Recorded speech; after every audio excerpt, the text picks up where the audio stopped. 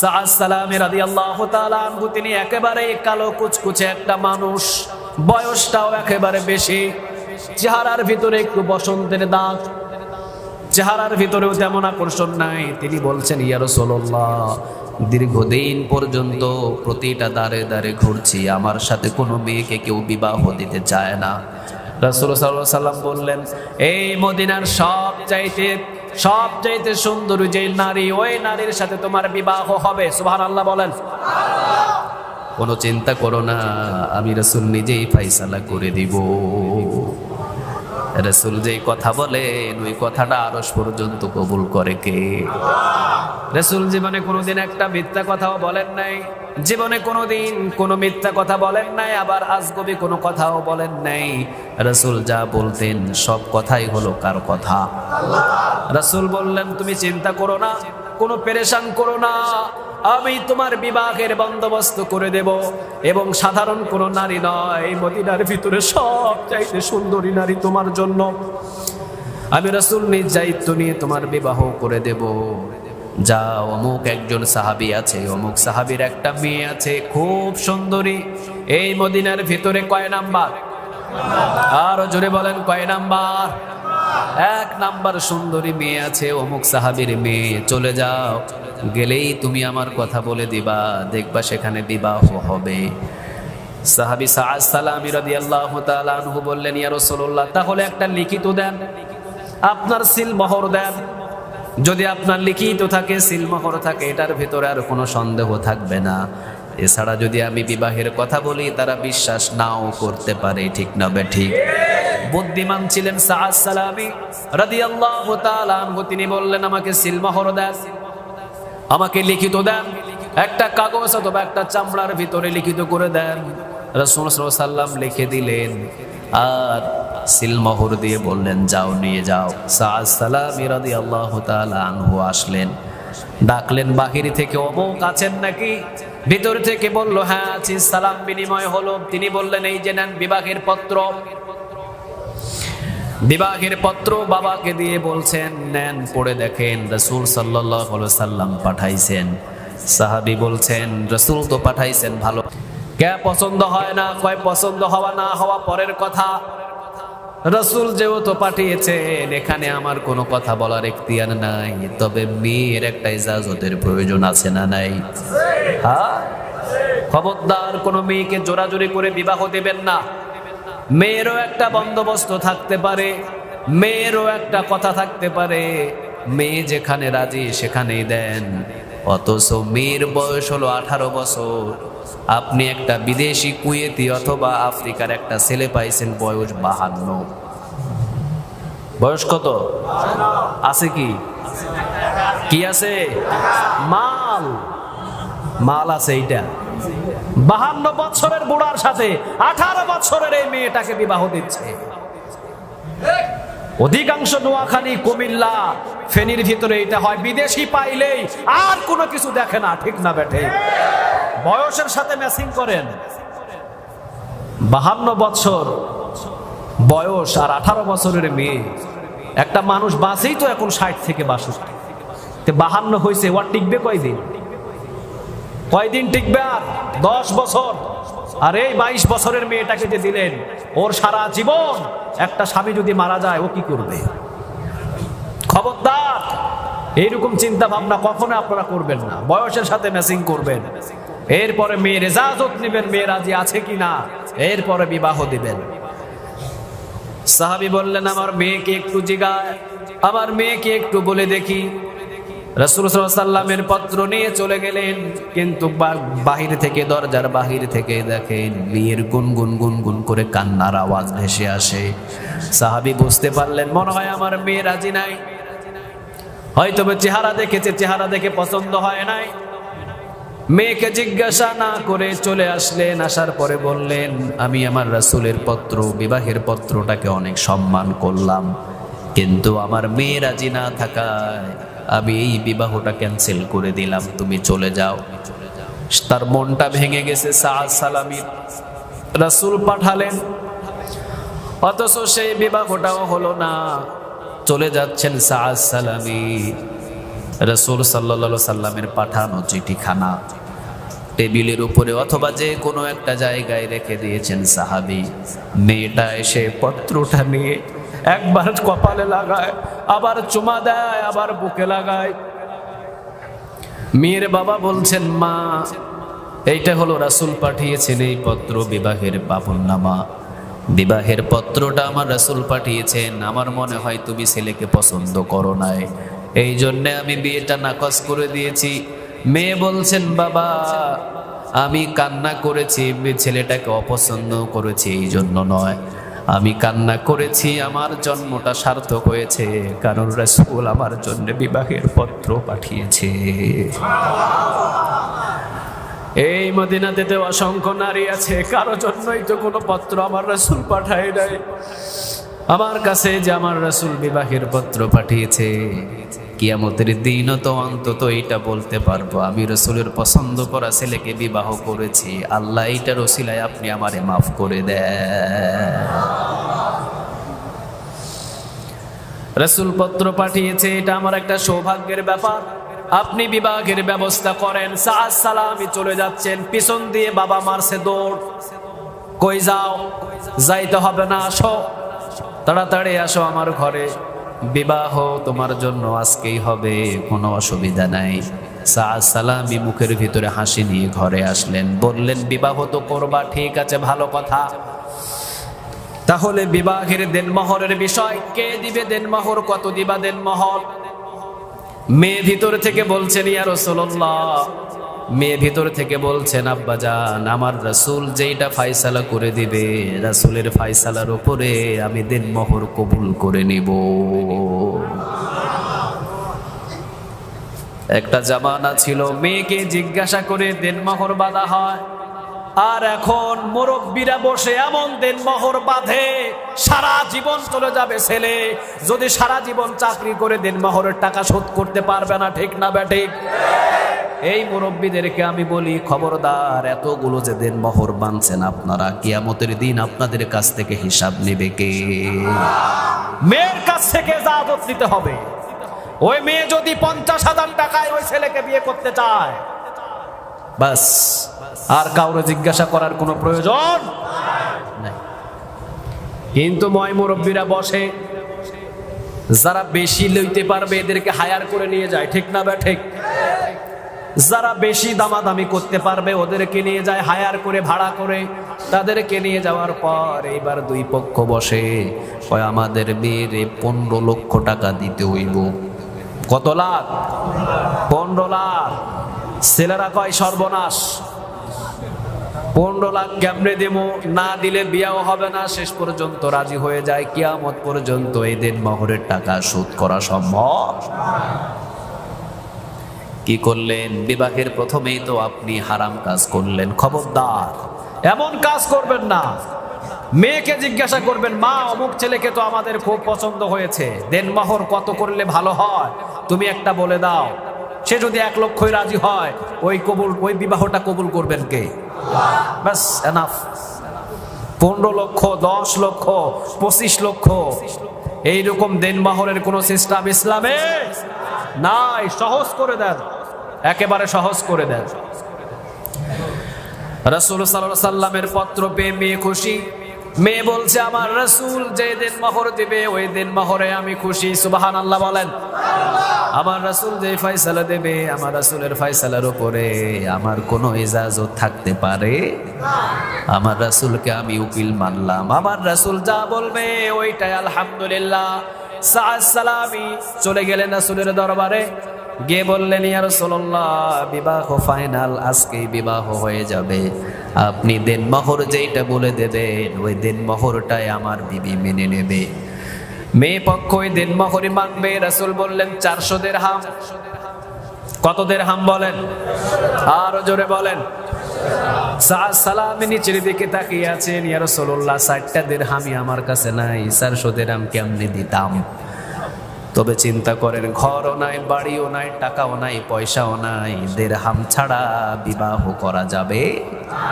দেনমোহর আগেই দিতে হবে, দেনমোহর ছাড়া বিবাহ করা যাবে?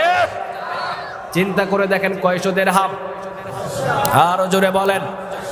বোঝার বিষয় আছে এখানে। 400 দিরহাম, 400 দিরহাম। সাআদ সালামী নিচের দিকে তাকিয়ে বলছেন, ইয়া রাসূলুল্লাহ 4 দিরহামও নাই, তাহলে বিবাহ ক্যান্সেল করে দেন।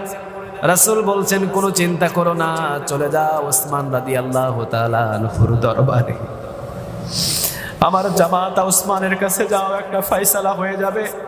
ওসমানের দরবার থেকে বাহির হয়ে আমার অমুক সাহাবীর কাছে যাইবা, এই 2টা সাহাবীর কাছে গেলে দেনমোহরের ব্যবস্থা হয়ে যাবে। চলে গেলেন ওসমান রাদিয়াল্লাহু তাআলা আনহুর দরবারে, গিয়ে বলছেন, আনা সাআদ সালামী রাদিয়াল্লাহু তাআলা আনহু, আমি এসেছি, রাসূল আমাকে পাঠিয়েছেন, আজকে আমার নিকাহের দিন পড়েছে, আজকে আমার বিবাহ।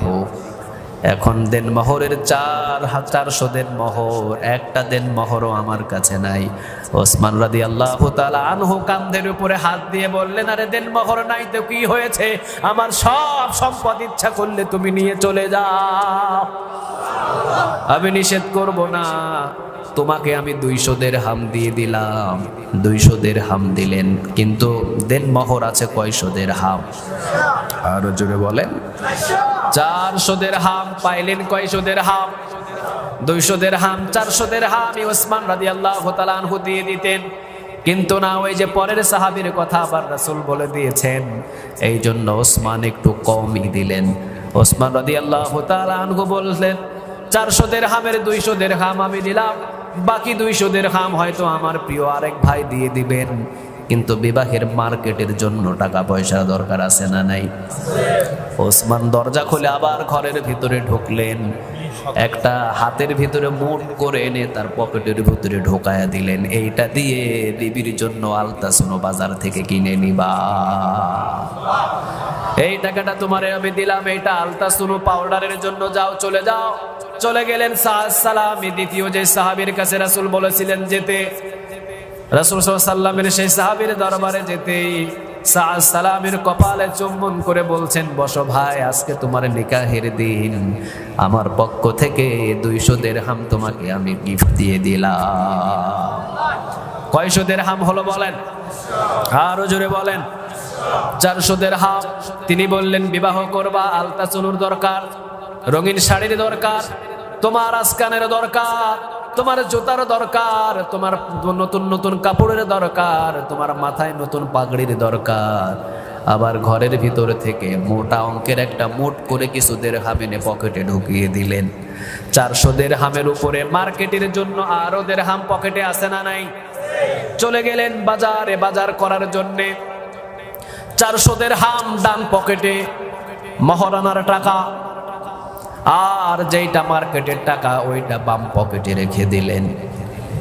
বাজার করবেন, রঙিন শাড়ি কিনেছেন তিনি, আসকান কিনেছেন, পাগড়ি কিনেছেন, নাগরা জুতা কিনেছে, সব কিছু ক্রয় করার পর দামগুলো এখন পকেট থেকে বাহির করে করে দিচ্ছেন। কিন্তু ওই দিক থেকে একটা মিছিল বাহির হয়েছে, একটা এলান এসেছে, জিহাদু ফি সাবিলিল্লাহ। জিহাদ হবে কার জন্যে? আরো জোরে বলেন, কার? একটা এলান ভেসে এসেছে, জিহাদু ফি সাবিলিল্লাহ।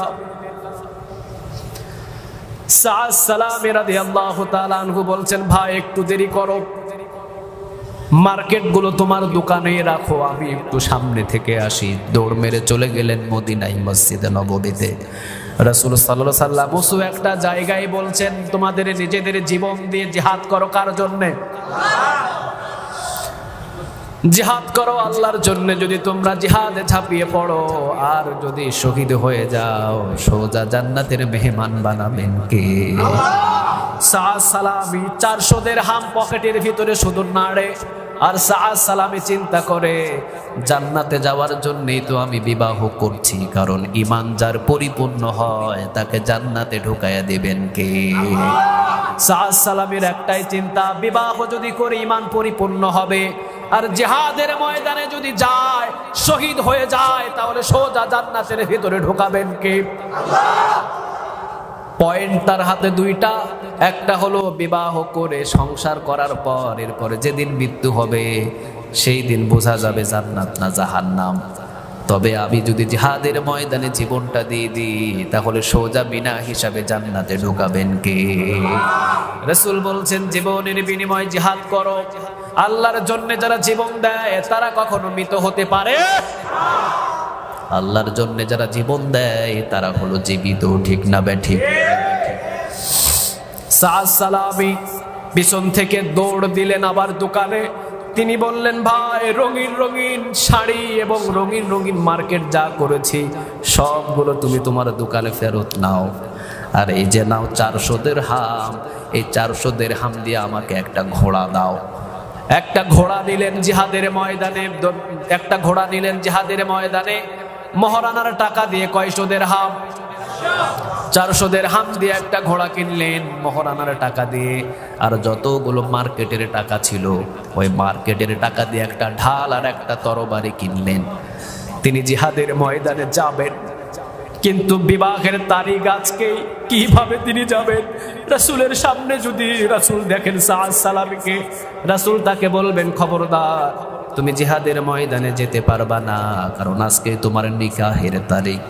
এই নিকাহের তারিখে তুমি বিবাহ, আজকে যেহেতু তোমার তারিখ করা হয়েছে, তোমাকে জিহাদের ময়দানে নেওয়া যাবে না।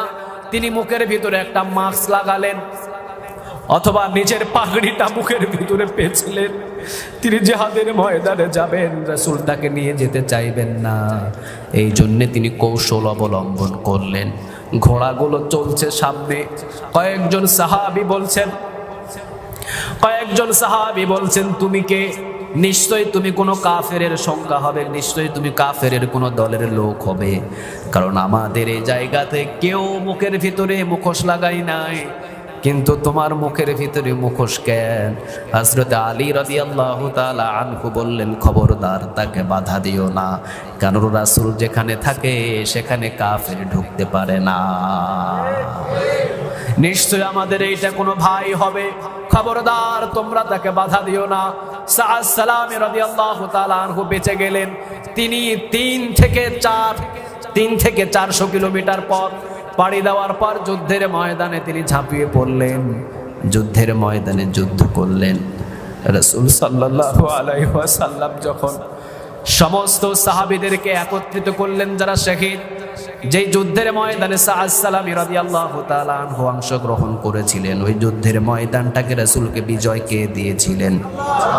আরো জোরে বলেন কে?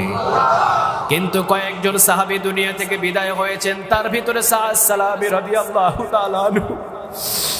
রাসূল সাল্লাল্লাহু আলাইহি ওয়াসাল্লাম বলছেন, মুখের ভিতরে কাপড় বাঁধা সাহাবীটাকে তোমরা একটু তাড়াতাড়ি দেখো, তাকে তো আমি চিনছি না। কাছে গিয়ে মুখোশ খুলে দেখেন, ইয়া রাসূলুল্লাহ, আজকে সকালেই যাকে আপনি বিবাহের জন্য 400 দিরহাম দিয়েছেন, আজকে সকালেই যার বিবাহের বন্দোবস্ত হয়েছে, আজকে সকালবেলায় যার বিবাহ হতো আজকের দিনেই, সেই সাদ সালামী এই জায়গায় পড়ে আছে। রাসূল দেখছেন সূর্যের তাপ সাদ সালামীর মুখের উপরে লাগছে। রাসূল নিজের শরীর সূর্যের দিকে তাকিয়ে দিলেন। রাসূলের শরীরের ছায়াটুকু সাদ সালামীর ছায়া শরীরের উপরে দিলেন, রাসূলের ছায়া। আর রাসূলের শরীরের ভিতরে সূর্যের তাপ এসে পড়ছে, রাসূলের শরীরের ছায়াটুকু সাদ সালামের চোখে মুখের উপরে ফালালেন। রাসূল বললেন, আমি আমার সাদ সালামীকে আমার কলিজার চাইতে বেশি ভালোবাসি, এতটাই ভালোবেসে ফেলেছি আমার সাদ সালামীকে। সূর্যের তাপ সাদ সালামীর মুখের উপরে পড়ছেন, রাসূল নিজে গিয়ে ছায়া দিলেন। সূর্যের তাপ রাসূলের গায়ে লাগছে, সাদ সালামীর মুখে আর কোনো তাপ লাগে না। রাসূল বলছেন, তাড়াতাড়ি আমার সাদ সালামীকে নিয়ে যাও। তাড়াতাড়ি করে শহীদের কাতারে নিয়ে যাওয়া হলো। রাসূল এক ধ্যানে তাকিয়ে আছেন আর রাসূল কাঁদছেন, দাড়িগুলো ভিজে ভিজে পানি পড়ছে রাসূলের জামা মোবারকে। একটু পরে রাসূল আবার কান্না বন্ধ করে দিয়ে একটু আবার হাসি দিলেন, একটু একটু করে কাঁদে আর একটু একটু করে হাসে। একটু পরেই রাসূল সাল্লাল্লাহু আলাইহি ওয়াসাল্লাম নিজের চেহারাটাকে ফিরিয়ে নিলেন অন্যদিকে। সাহাবীরা কিছুই বুঝলেন না, রাসূল এত কাঁদলেন, আবার একটু পরে মুস্কি হাসি দিলেন, আবার একটু পর আবার রাসূল মুখটাকে ফিরিয়ে দিলেন। ইয়া রাসূলুল্লাহ, সাদ সালামীর লাশের দিকে তাকিয়ে আপনি 3টা অঙ্গি ভঙ্গি কেন করলেন বলতে হবে। রাসূল সাল্লাল্লাহু আলাইহি ওয়াসাল্লাম বললেন, খুব কষ্ট পেয়েছি আমি। আমার সাদ সালামীকে আমি যদি চিনে ফেলি, তাকে যুদ্ধের ময়দানে আসতে দেব না। এই জন্য মুখের ভিতরে মাস্ক ব্যবহার করে সে জিহাদের ময়দানে এসেছে। আমার ভিতরে, কলিজার ভিতরে বড় কষ্ট লেগেছে। আজকেই তার বিবাহের তারিখ, আজকেই ছিল তার বিবাহের তারিখ। অথচ সাদ সালামী দুনিয়ার চাইতে একজনকে বেশি ভালোবেসেছেন। তিনি কে? আমার আল্লাহকে এতটাই বেশি ভালোবেসেছেন, সুযোগ পেয়েছেন, জিহাদের ময়দানে ঝাঁপিয়ে পড়েছেন। সাদ সালামীর এই শহীদ হওয়া দেখে আমি নিজেকে থামাতে পারছি না। আজকে সাদ সালামীর দুনিয়ার ভিতরে সুন্দরী মদিনার নারীর সাথে বিবাহের দিন, অথচ বিবাহ না করে আজকে পড়ে আছে শহীদ হয়ে। আমার খুব কষ্ট লাগছে এই বিষয়টা চিন্তা হলে। ইয়া রাসূলুল্লাহ, আপনি একটু পরে দেখলাম একটু হাসি দিচ্ছেন। রাসূল বলছেন, আমি দেখতে পেয়েছি অসংখ্য হুর এবং অসংখ্য গেলমান এসে সাদ সালামীকে চতুর্দিকে ঘেরাও করে নিয়েছে। চতুর্দিকে ঘেরাও করে সবাই ডান হাত বাম হাত ধরে টানাটানি করছে। সুবহানাল্লাহ বলবেন না? দুনিয়ার সুন্দরী নারীকে সাদ সালামী পায় না। আল্লাহ রাব্বুল আলামিন সাদ সালামীকে দাফন করার আগে হুর এবং গেলমান শহীদি লাশের পাশে পাঠিয়ে দিয়েছেন কে? কত বড় সম্মান দিয়েছেন আমার আল্লাহ। রাসূল সাল্লাল্লাহু আলাইহি ওয়াসাল্লাম বলছেন, আমি দেখতে পেয়েছি অসংখ্য হুর এবং অসংখ্য গেলমান এসেছে তার পাশে। আমি দেখছি তাকে টানাটানি করছে, তাকে টানাটানি করেছে। কেউ ডানে টানে, কেউ বামে টানে, কেউ গলা ধরে টানে, কেউ কোমর ধরে টানে। কারণ হুর গেলমান কম না বেশি? আরো জোরে বলেন, কম না বেশি? অসংখ্য হুর এবং অসংখ্য গেলমান এসেছেন সেখানে। রাসূল সাল্লাল্লাহু আলাইহি ওয়াসাল্লাম বলছেন, আমি যখন দেখলাম সবাই টানাটানি করছেন, আমি এবার হাসা শুরু করলাম। ইয়া রাসূলুল্লাহ, আপনি মুখটাকে ফিরালেন কেন? রাসূল বললেন, কয়েকজন হুর এসে সাদ সালামী রাদিয়াল্লাহু তাআলা আনহুকে আদর করা শুরু করেছে। যেখানে যেখানে রক্ত, সেখানে সেখানে সাদ সালামীর চুম্বন করছেন। যেখানে যেখানে আঘাতের চিহ্ন, সেখানে সেখানে সাদ সালামীর হুরগুলো তারা চুম্বন করছেন, তাকে আদর করছেন, তাকে সোহাগ করছেন। আমি তাকালাম, আমি দেখলাম এই আদর সোহাগ করতে করতে একজন হুরের একটু কোমর, একটু হাঁটুর উপর থেকে অল্প একটু কাপড় সরে গিয়েছে। আমি রাসূল লজ্জায় নিজের চোখটাকে ফিরাইয়া নিলাম। তাহলে ইবাদত পৃথিবীর জন্য কারো জন্য হবে না, ইবাদত হবে একজনের জন্য। তিনি কে? আর জোরে বলেন, তিনি কে? ওয়াবুদুল্লাহ। পৃথিবী কারো জন্য আমরা ইবাদত করব না, পৃথিবীর কারো জন্য আমরা জীবন দেব না, পৃথিবীর কারো জন্য আমরা সেজদা দিব না। আমার জীবনের সব ইবাদত একজনের জন্য হবে। তিনি কে? কুল ইন্না সলাতি ওয়া নুসুকি ওয়া মাহইয়ায়া ওয়া মামাতি লিল্লাহি রাব্বিল আলামিন। আমার জীবন, আমার মৃত্যু, আমার নামাজ, আমার কুরবান, আমার জীবনের সব আমলগুলো পৃথিবীর কারো জন্য নয়, সব আমলগুলো একজনের জন্য। তিনি কে? আল্লাহ, তুমি আমাদের সবাইকে কবুল করো। আর জোরে বলেন আমিন। আল্লাহ রাব্বুল আলামিন বললেন, ওয়া মা লিয়া লা আ'বুদুল্লাযী ফাতারানি ওয়া ইলাইহি ইউরজা ওয়া ইলাইহি তুরজাউন। আল্লাহ রাব্বুল আলামিন বলছেন, বান্দা তোরা আমার ইবাদত কেন করবি না? কারণ তোদেরকে বানাইছে কে? আমাদেরকে কে বানিয়েছেন? আরো জোরে বলেন। আল্লাহ বলছেন, বান্দা কেন তোরা আমার ইবাদত করবি না? আমি তো নিজেই তোদেরকে বানিয়েছি। চতুর্দিকে তাকা, আসমানের দিকে তাকা, জমিনের দিকে তাকা, সূর্যের দিকে তাকা, চন্দ্রের দিকে তাকা। সব মাখলুকাত গুলো ইবাদত করে কার? আফাগায়রা দীনিল্লাহি ইয়াবগুনা ওয়া লাহু আসলামা মান ফিস সামাওয়াতি ওয়াল আরদি তাওআন ওয়া কারহাও ওয়া ইলাইহি ইউরজাউন। কথাটা কার?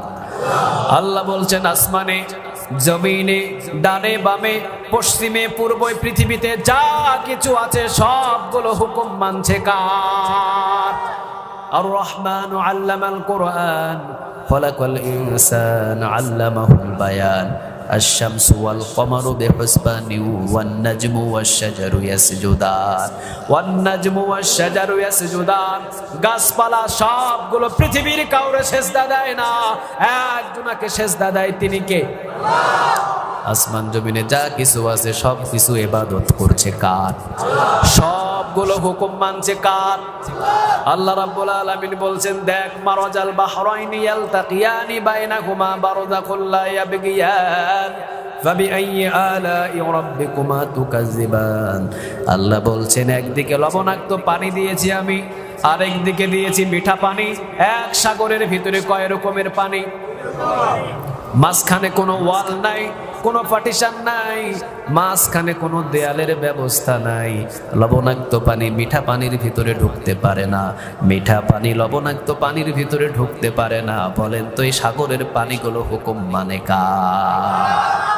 আল্লাহ রাব্বুল আলামিন বলছেন, তাকিয়ে দেখ জমিনের ভিতরে অসংখ্য ফল আমি দিয়েছি। ধান গাছে জীবনে কোনোদিন লাউ ধরে না, ঠিক না বেঠিক? আম গাছে কোনোদিন কদু ধরে না, সুপারি গাছে কোনোদিন কমলা ধরে। আল্লাহ বলছেন, যাকে যেই হুকুম দিয়েছি সে সেই হুকুম পালন করবে। একটা আটের বিচি লাগাইছেন, জোরে বলেন কয়টা? আঠির এটারে কি বলেন আপনারা? বারা। হ্যাঁ, এই যে বারা, একটা বারা থেকে একটা গাছ, একটা গাছ থেকে হাজার হাজার কি আম খাওয়ায়। আরো জোরে বলেন। কোনদিন দেখেছেন আম গাছে লাউ ধরছে? কোনদিন দেখেছেন লাউ গাছে আম ধরেছে? আল্লাহ বলছেন কোনদিন ক্ষমতা নাই, কারণ সব গাছগুলো পৃথিবীর কারো হুকুম মতো ফল দেয় না, একজনের হুকুম মতো ফল দেয়, তিনি কে? আপনি তাকিয়ে দেখেন আপনার চেহারার দিকে, আপনার অঙ্গের ভিতরে হাত পা চোখ কান পৃথিবীর কারো হুকুম মতো চলে না, হুকুম মানে কার? মাঝে মাঝে আমি উদাহরণ দিতে গিয়ে বলি,